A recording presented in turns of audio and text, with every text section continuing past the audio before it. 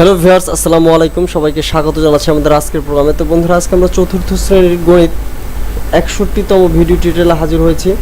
তো বন্ধুরা, এর আগের ভিডিওগুলো যারা আমাদের দেখেননি, যদি দেখতে চান, উপরে কর্নারে লেখা আছে আই বাটন, সেই আই বাটনে চাপ দিয়ে চাইলে আমাদের আগের ভিডিওগুলো দেখে আসতে পারেন। তো বন্ধুরা, আমরা যে অধ্যায়ে কথা বলছি সেটা হচ্ছে 13.3। তো এই অধ্যায়ে এখন আমাদের আছে যেটা হচ্ছে যে নিচের কোণগুলোর নামকরণ করো। তো বন্ধুরা, এটা কিন্তু সমকোণ দেখা যাচ্ছে। যদি না বুঝতে পারো সেই ক্ষেত্রে আমাদের আগের ভিডিওগুলো দেখে আসো, তাহলে খুব ভালোভাবে বোঝা যাবে। তো আমি আবার একটু বলছি, একটা সরল রেখার উপরে যদি আরেকটা রেখা সোজাভাবে অবস্থান করে, তাহলে সেখানে হচ্ছে 90 ডিগ্রি কোণ উৎপন্ন হয়। তো এইটাই কিন্তু 90 ডিগ্রি কোণ, এটা বোঝা যাচ্ছে, চিত্র দেখে বোঝা যাচ্ছে। তো এর পরবর্তীতে বন্ধুরা লক্ষ্য করো, 90 ডিগ্রি আর এটা হচ্ছে কি সরল কোণ, অর্থাৎ একটা রেখার একটা রেখা এই একই বরাবর যদি পিছন দিকে বাড়িয়ে দেই, তাহলে এখানে যে কোণটা উৎপন্ন হবে সেটা হচ্ছে 180 ডিগ্রি। তো এই 180 ডিগ্রির যে কোণটা, এটা হচ্ছে 180 ডিগ্রি কোণ। তো বন্ধুরা, আমি ফ্রি হ্যান্ডে ড্র করতেছি, যে কারণে চিত্রগুলো অত সুন্দর হচ্ছে না। তো তোমরা আসলে বোঝার চেষ্টা করো আমি কি বলছি, তাহলেই হবে। চিত্রগুলো সুন্দর হচ্ছে না সেটা তো আগে বলেই নিচ্ছি, সরি। তো বন্ধুরা, আমার সিস্টেমের কারণে বন্ধুরা এরকম হচ্ছে। আর তোমরা যখন চিত্র আঁকবে খুব সুন্দর করে আঁকবে পেন্সিল এবং কম্পাস দিয়ে। তো বন্ধুরা লক্ষ্য করো, এখানে এটা তাহলে আমরা জেনে ফেললাম কি সরল কোণ দেখলাম, তারপর হচ্ছে সমকোণ দেখলাম। এরপরে সমকোণ থেকে, সমকোণ মানে 90 ডিগ্রি, 90 ডিগ্রি থেকে ছোট কোণকে বলা হচ্ছে সূক্ষ্মকোণ। আর স্থলকোণ কাকে বলবো? স্থলকোণ হচ্ছে 180 ডিগ্রি থেকে ছোট এবং 90 ডিগ্রি থেকে বড় যে কোণটা, সেটা হচ্ছে স্থলকোণ। বন্ধুরা, এখন 2 নম্বরটি লক্ষ্য করে কি বলেছে, একটি চাঁদা দিয়ে নিচের কোণগুলো পরিমাপ করো। তো চাঁদা দিয়ে কোণগুলো পরিমাপ করার জন্য যেখানে যা করতে হবে সেটা হচ্ছে বন্ধুরা লক্ষ্য করো, এই যে শীর্ষবিন্দু, এই শীর্ষবিন্দুতে মানে এই কোণটার শীর্ষবিন্দুতে আমরা চাঁদার কেন্দ্রবিন্দুটা স্থাপন করব এবং আরেক পাশে হচ্ছে চাঁদার জিরুটাকে স্থাপন করব। তো এইভাবে স্থাপন করার পরে, অর্থাৎ এই পাশে আমাদের জিরো স্থাপন করব। জিরো স্থাপন করার পরবর্তীতে 0 1 2 3 4, অর্থাৎ এই যে এদিক থেকে চাঁদ এই কোণটার যে মানটা হবে, এখানে জিরোর পরে হবে 10, তারপর হচ্ছে 20 30, এইভাবে এখানে যেখানে এসে থেমে যায় সেই পর্যায়ে এসে আমরা এখানে এসে আমরা কি পেন্সিল দিয়ে দাগ দিব। তারপরে তাহলে সে এই পর্যন্ত এসে দেখব যে কত পর্যন্ত এসেছে, যত পর্যন্ত এসেছে সেই মাপটা হবে এটা। ঠিক তদ্রূপ এখানে আমরা শীর্ষবিন্দুতে এই জায়গাটায়, এটা হচ্ছে কোণের শীর্ষবিন্দু, আমরা এখন এখানে চাঁদার যে কেন্দ্রবিন্দুটা আছে সেই বিন্দুটা এখানে স্থাপন করব এবং আরেকটা দিকে 0 ডিগ্রি যেটা আছে জিরো, সেই জিরো স্থাপন করব এখানে। তো এই দুইটা স্থাপন করার পরবর্তীতে আমরা এখন এদিক থেকে, অর্থাৎ এখানে যদি 0 হয়, তারপরে এদিক থেকে আমরা এসে হিসাব করব, দেখব যে চাঁদায় এই দাগটা কোথায় এসে লেগেছে, সেই কোণটাই হবে এইটা। তো বন্ধুরা, আমার এই কথাগুলো বোঝা যাচ্ছে আশা করি। তার পরবর্তীতে বন্ধুরা লক্ষ্য করো, 3 নাম্বারটি, নিচের উল্লেখিত কোণগুলো একটি চাঁদার সাহায্যে আঁকো। তো বন্ধুরা লক্ষ্য করো, 180 ডিগ্রি কিভাবে আঁকবো। একটা চাঁদা তো থাকে এরকম, আমি কিন্তু ফ্রি হ্যান্ডে ড্র করতেছি বন্ধুরা। একটা তো চাঁদা থাকে অনেকটা এরকম, তো যদিও আমার আঁকাটা হলো না, তো এই ধারটা যেটা হবে সেটাই কিন্তু হচ্ছে 180 ডিগ্রি। এবং এখানে তুমি কেন্দ্র যেখানে আছে চাঁদার যেটা কেন্দ্র, সেই কেন্দ্রে একটা দাগ দিবে, ফোঁটা দিবে। তারপর এখানে যেটা হবে, মানে আমরা এই চাঁদাটা সরিয়ে ফেলবো, সরিয়ে তাহলে এখানে এটা হচ্ছে কেন্দ্রবিন্দু হলে, তাহলে এইখানে যেটা হবে সেটা হবে হচ্ছে 180 ডিগ্রি, এটা আমরা দেখিয়ে দিব। তারপরে বন্ধুরা লক্ষ্য করো, এখানে পরবর্তী যে কোণগুলো আছে 90 ডিগ্রি, 90 ডিগ্রি আমরা কিভাবে করব। 90 ডিগ্রি যেটা করব, প্রথমে আমরা এই চাঁদাটাকে, এই যে চাঁদা, আমি আবার একটু আঁকছি, এই যে চাঁদাটা আছে এইটার এই পেন্সিল দিয়ে আমরা এই ধারটা একটা দাগ দিব, এখানে আমরা একটা দাগ দিব পেন্সিল দিয়ে। দাগ দেওয়ার পরে এখানে কেন্দ্রবিন্দুটাকে চিহ্নিত করব। কেন্দ্রবিন্দু চিহ্নিত করার পরে উপর থেকে, অর্থাৎ এখানে যদি 0 হয়, 0 থেকে এদিক থেকে আমরা এসে এসে দেখব যে এই পজিশনে 90 ডিগ্রি হয়েছে। তো এই কেন্দ্রবিন্দু এবং যেখানে 90, এখানে 90 বরাবরে আমরা একটা পেন্সিল দিয়ে দাগ দিয়ে দিব, পেন্সিল দিয়ে একটা এটাকে হচ্ছে কি বিন্দু আঁকবো, পেন্সিল দিয়ে 90 বরাবর একটা বিন্দু আঁকবো। এখন এই যে কেন্দ্রবিন্দু এবং বিন্দু, এটা চাঁদার দিয়েই আবার যোগ করে দিব, অর্থাৎ চাঁদাটা সরাবো, সরিয়ে তারপরে যোগ করে দিব, তাহলে 90 ডিগ্রি হয়ে যাবে। তো বন্ধুরা, আশা করতেছি যে বুঝতে পারতেছ। এর পরবর্তীতে এখন এখানে 175 ডিগ্রি কিভাবে হবে, তাহলে ঠিক আগের মতো চাঁদাটা আমরা প্রথমে বসাবো, এই যে এইটা যদি চাঁদা হয়, হ্যাঁ ধরে নিচ্ছি এটা চাঁদা, হ্যাঁ এখন চাঁদাটা এখানে বসাবো, এখানে বসিয়ে এই দিকে আমরা একটা দাগ দিব, এখানে আমরা পেন্সিল দিয়ে দাগ দিব, দাগ দিয়ে চাঁদার যে কেন্দ্রবিন্দুটা সেই কেন্দ্রবিন্দুটা একটা দাগ দিব। মানে কেন্দ্রবিন্দুতে কি করব, যে কেন্দ্রবিন্দুতে হচ্ছে আমরা একটা বিন্দু আঁকবো, তো বিন্দু আঁকবো, এরপরে আর এখানে হচ্ছে কি জিরোতে আমরা একটা বিন্দু দিব। এই দুইটা বিন্দু দেওয়া হয়ে গেল। তার পরবর্তীতে বন্ধুরা লক্ষ্য করো, এখান থেকে শুরু করে এই পর্যন্ত আসতেছে 90 আর এদিকে আসতেছে কত 90। এখন এখানে কিন্তু 175 ডিগ্রি এই পর্যন্ত, এখান থেকে শুরু করে এই পর্যন্ত হচ্ছে 180 ডিগ্রি। এখন যেহেতু বলেছে 175 ডিগ্রি, তার মানে 80 ডিগ্রি থেকে 5 ডিগ্রি কম, অর্থাৎ এই বরাবর, অর্থাৎ এখান থেকে শুরু করে আমাদের কেন্দ্রটা ছিল এইটা, এর পরবর্তীতে এই যে যেখানে আমরা বিন্দু দিলাম, এখানে এদিক থেকে এসে যেখানে 175 ডিগ্রি সেখানে একটা বিন্দু আঁকবো। তো বিন্দু আঁকার পরে তাহলে এই যে কেন্দ্রবিন্দু আর এই যে 75 ডিগ্রির বিন্দু, এই দুইটা আমরা এখন যোগ করে দিব। তাহলে এখানে যে কোণটা উৎপন্ন হবে এই কোণটাই হচ্ছে 175 ডিগ্রি। তো বন্ধুরা আমার এই কথাগুলো আশা করতেছি যে বুঝতে পারতেছো, তোমরা ধৈর্য ধারণ করে দেখো, আশা করি বুঝে ফেলবে। পরবর্তীতে বন্ধুরা এই ভিডিওগুলোই আমি মানে কম্পাস ব্যবহার করে ভিডিও করে নতুন করে দিয়ে দিব। যদিও আমি এটা স্ক্রিন করতেছি, স্ক্রিনে কাজ করতেছি, মনিটর স্ক্রিনে, কিন্তু আমি এখন যেটা পরবর্তীতে যেটা করব, যে আগে ভিডিও করব তারপরে দেখাবো, দিয়ে দিব। তো বন্ধুরা লক্ষ্য করো, এখানে পরবর্তীতে আছে 25 ডিগ্রি। তো 25 ডিগ্রি কীভাবে করব, ঠিক আগের মতো সেম, এখানে আমরা এরকম একটা দাগ দিব, প্রথমে দাগ দিয়ে কেন্দ্রবিন্দুতে মানে চাঁদার কেন্দ্রবিন্দুতে একটা ফোঁটা দিব বা বিন্দু আঁকবো। বিন্দু আঁকার পরে আর এখানে অর্থাৎ যেখানে জিরো আছে, জিরো বরাবর আমরা একটা বিন্দু আঁকবো, এখানে একটা বিন্দু দিব। তো বিন্দু দেওয়ার পরে এরপরে বন্ধুরা লক্ষ্য করো, বিন্দু দিব, এখন আমরা দুইটা বিন্দু পেয়ে গেলাম। এর পরবর্তীতে চাঁদাটা কিন্তু এই বরাবর বসানো থাকবে। বসানো থাকা অবস্থায় এখন আমরা এখানে হচ্ছে জিরো, তারপর কত থাকবে, জিরোর পরে 10, তারপর হচ্ছে 20, আর এই যে মানে 0 এবং 10 এর মধ্যবর্তী যে 5, সেই অর্থাৎ এখান থেকে শুরু করে আমরা 25 কোথায় আছে সেটা খুঁজে বের করব।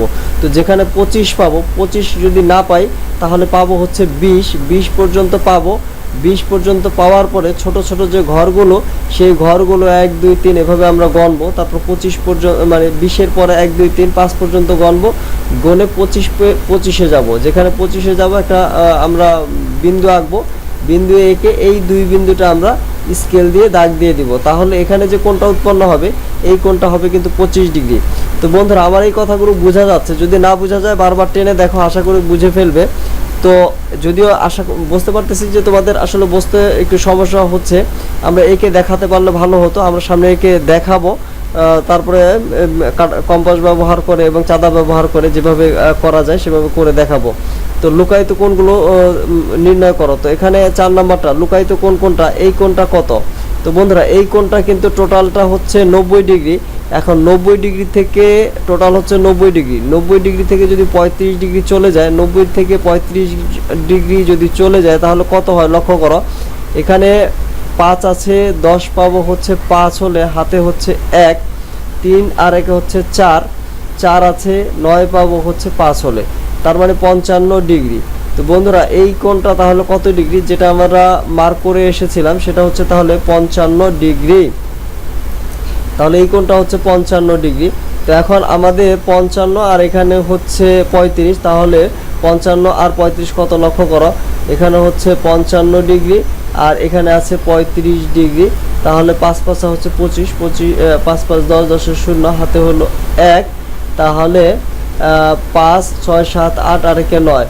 তার মানে এই দুইটা মিলিয়ে যে কোণটা আছে সেটা 90 ডিগ্রি, তার মানে এটা হয়ে গিয়েছে। তো আশা করি যে বুঝতে পারতেছো, মানে মোট কথা যেটা এটা হচ্ছে কত হবে 55 ডিগ্রি। কিভাবে পেলাম, টোটাল দুইটা হচ্ছে 90 থেকে যদি 35 বাদ দিই তাহলেই কিন্তু এটা পাবো।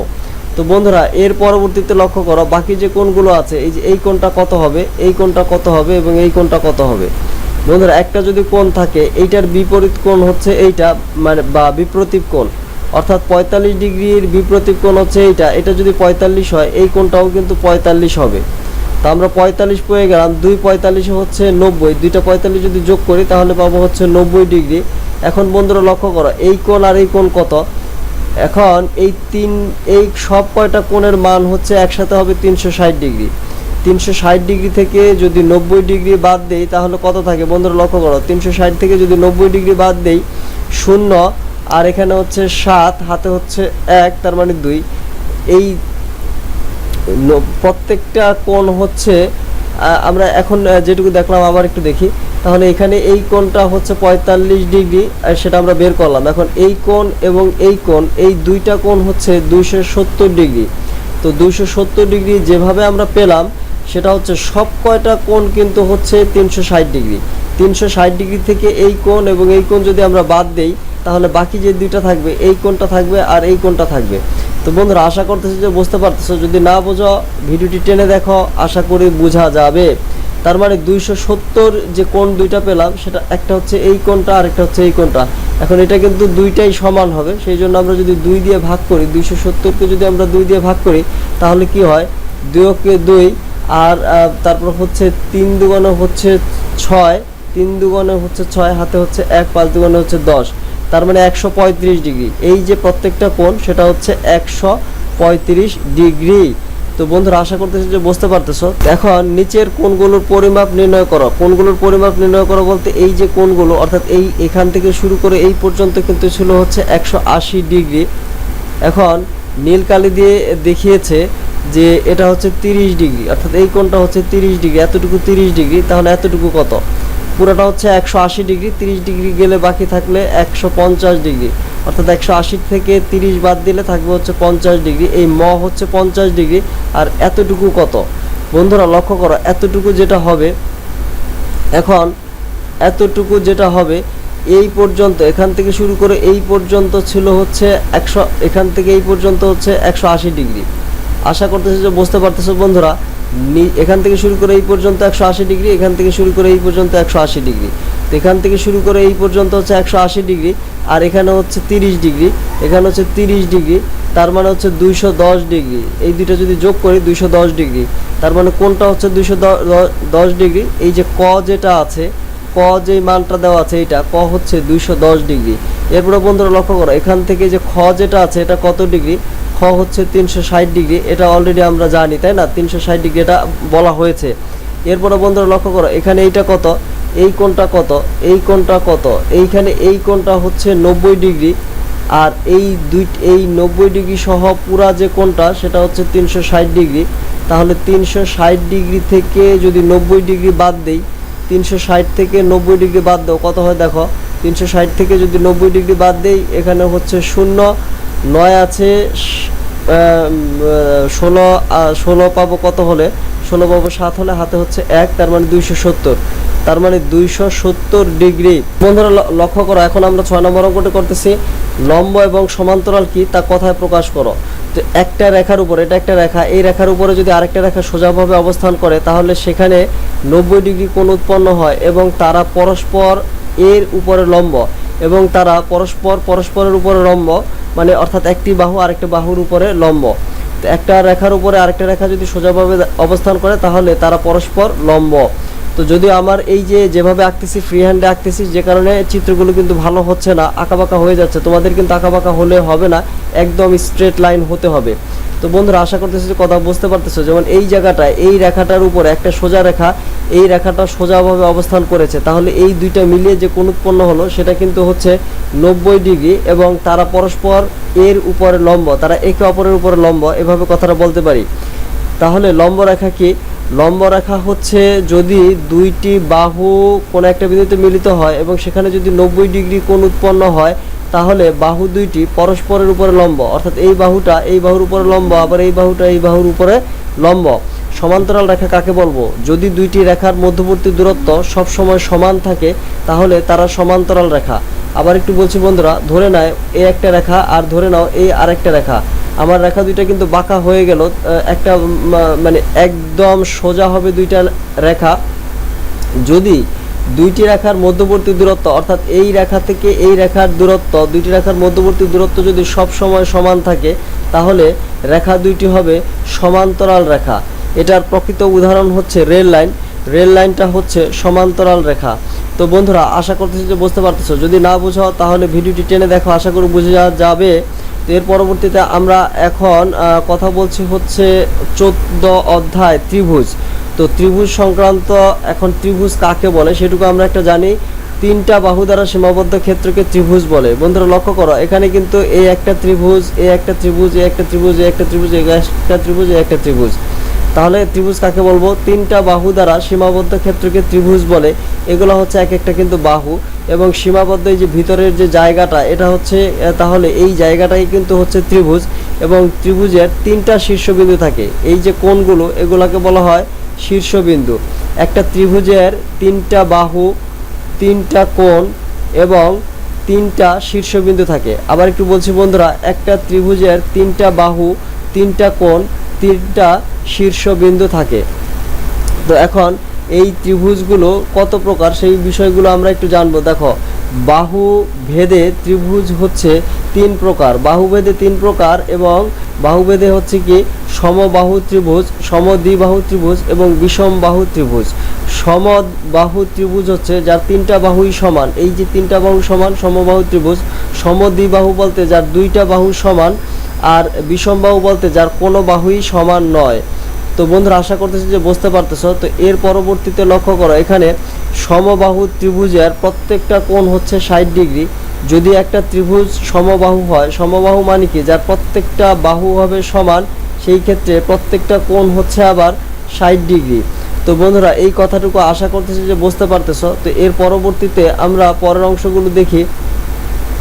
এখানে পরে যে অংশগুলো আছে এখানে, এগুলো তো তোমরা পারবে। আচ্ছা, আমরা এখানে চলে আসছি বন্ধুরা, লক্ষ্য করো কোণ ভেদে ত্রিভুজ। তাহলে কোণ ভেদে ত্রিভুজকে ভাগ করা হয়েছে 3 ভাগে। লক্ষ্য করো, সূক্ষ্মকোণী ত্রিভুজ। সূক্ষ্মকোণী ত্রিভুজ বলবো কাকে? যার তিনটা কোণই সূক্ষ্মকোণ, তাকে সূক্ষ্মকোণী ত্রিভুজ বলবো। এর আগে আমরা জেনে এসেছি যে 90 ডিগ্রি অপেক্ষা ছোট কোণকে বলা হয় সূক্ষ্মকোণ। এই একটা ক খ গ এর কোনো একটা ত্রিভুজের যদি তিনটা কোণই সূক্ষ্মকোণ হয়, তাকে সূক্ষ্মকোণী ত্রিভুজ বলে। সমকোণী ত্রিভুজ কাকে বলবো? কোনো একটা ত্রিভুজের যদি একটা কোণ সমকোণ হয়। বন্ধুরা লক্ষ্য করো, এই যে একটা ত্রিভুজ, এই ত্রিভুজের এই কোণটা হচ্ছে সমকোণ। সমকোণ মানে 90 ডিগ্রি, তাহলে এই ত্রিভুজটা হবে সমকোণী ত্রিভুজ। এরপরে হচ্ছে স্থলকোণী ত্রিভুজ। কোনো একটা ত্রিভুজের একটা কোণ যদি স্থলকোণ হয়, তাহলে স্থলকোণী ত্রিভুজ হবে। স্থলকোণ মানে হচ্ছে কি 90 ডিগ্রি অপেক্ষা বড় এবং 80 ডিগ্রি অপেক্ষা ছোট, সেটা হচ্ছে স্থলকোণ। বন্ধুরা এই জায়গাটায় যেটা আমাদের মনে রাখতে হবে সেটা হচ্ছে যে স্থলকোণ এবং সমকোণ, স্থলকোণ এবং সমকোণের ক্ষেত্রে একটা একটা করে কোণ। আর হচ্ছে যখন সূক্ষ্মকোণী ত্রিভুজ বলবো, তার মানে ওই ত্রিভুজের তিনটা কোণই কিন্তু সূক্ষ্মকোণ। তিনটা কোণই সূক্ষ্মকোণ। যে ত্রিভুজের তিনটা কোণই সূক্ষ্মকোণ সেটা হচ্ছে সূক্ষ্মকোণী ত্রিভুজের। যে ত্রিভুজের একটা কোণ সমকোণ সেটা সমকোণী ত্রিভুজ। যে ত্রিভুজের একটা কোণ স্থলকোণ সেটা স্থলকোণী ত্রিভুজ।